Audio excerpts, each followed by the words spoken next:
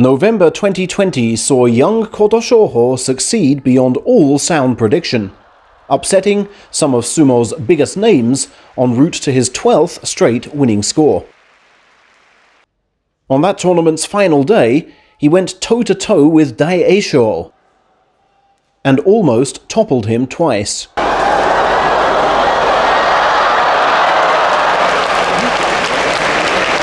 Yet fast forward just 2 months, and these two men would post polar opposite scores. Daieisho with 13 wins taking the crown, and Kotoshoho with 13 defeats the wooden spoon.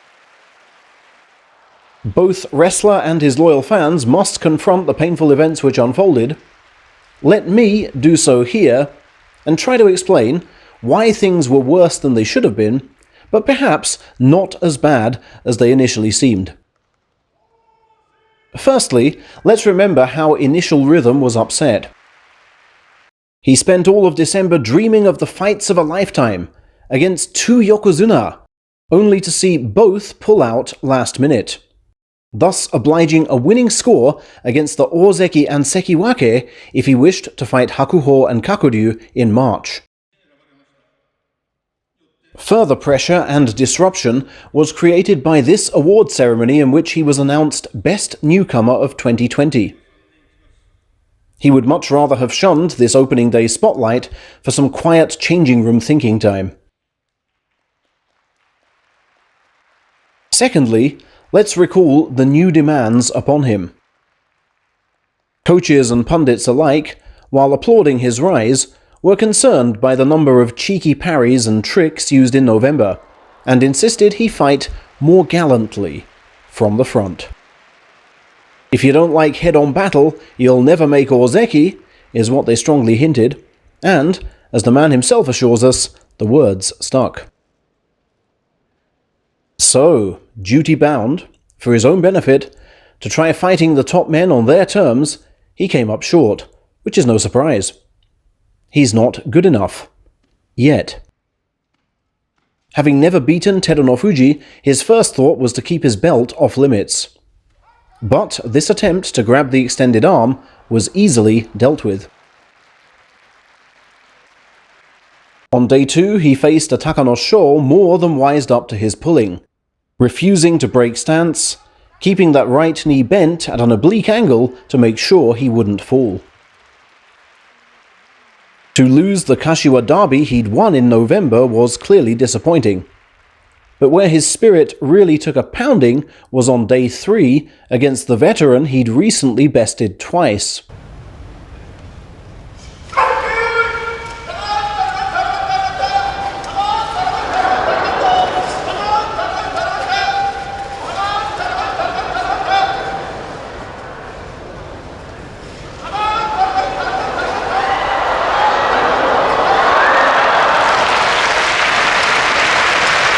Walking into a barrage of thrusts after the failed arm pull, Kotoshoho still fashions a winning position.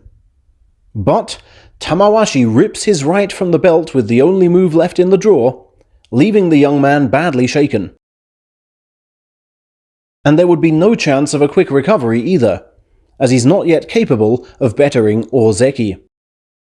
Fixated with Shodai's left on day 4, he saved few resources for the inside right, which ensured his defeat. Takakeisho, despite his injury, is the highest-ranked man out of his high school, walking above the clouds. Mentally, he can't yet even consider himself as an equal. He harbors the same thoughts towards Hokuto Fuji, who he'd never before faced.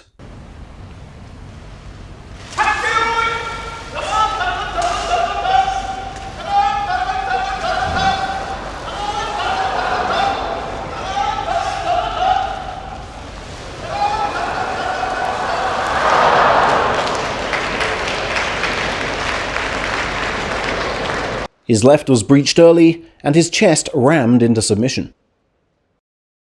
And on day 7 he got some vintage Asanoyama, far too rich for his young stomach to digest. Honestly, had he won even 2 of those 7 bouts, he'd have been doing well.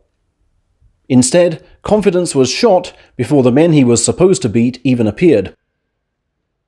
Takayasu made sure there'd be no repeat of his November loss by planting his feet, thrusting hard, then flicking the youngster sideways to secure an outside right.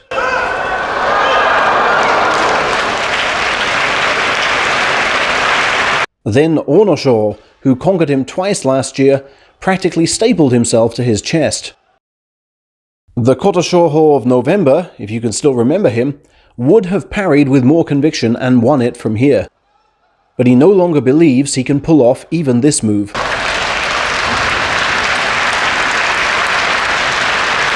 And on day 10 he may well have started to believe he was cursed.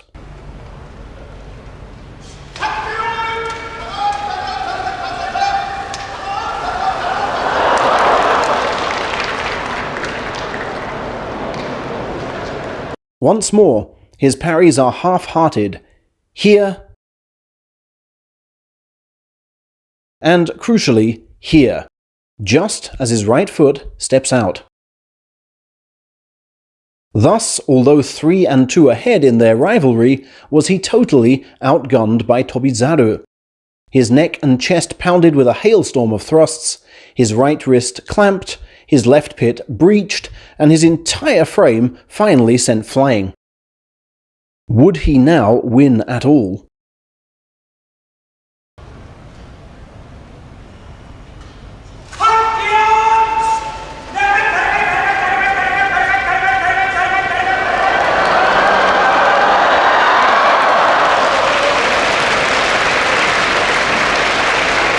Sadly for January 2020 champion Tokushoryu, his left ankle could never take the strain of this type of throw, allowing a crush out from behind.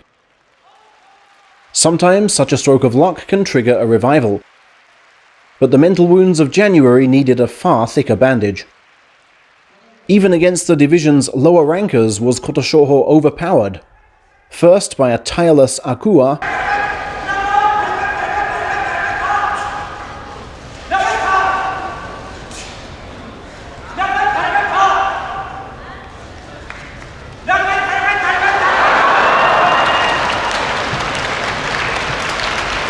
and then by the vice-like grip of Terutsuyoshi, which threw him halfway into the sky while on the pivot.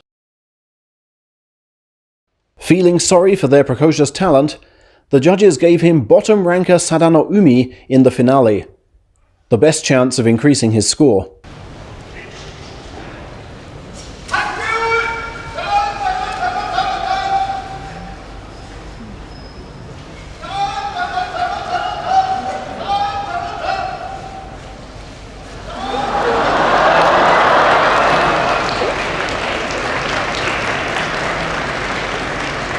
Even here he was dominated, but spared blushes by this outstepped foot which gave him the win.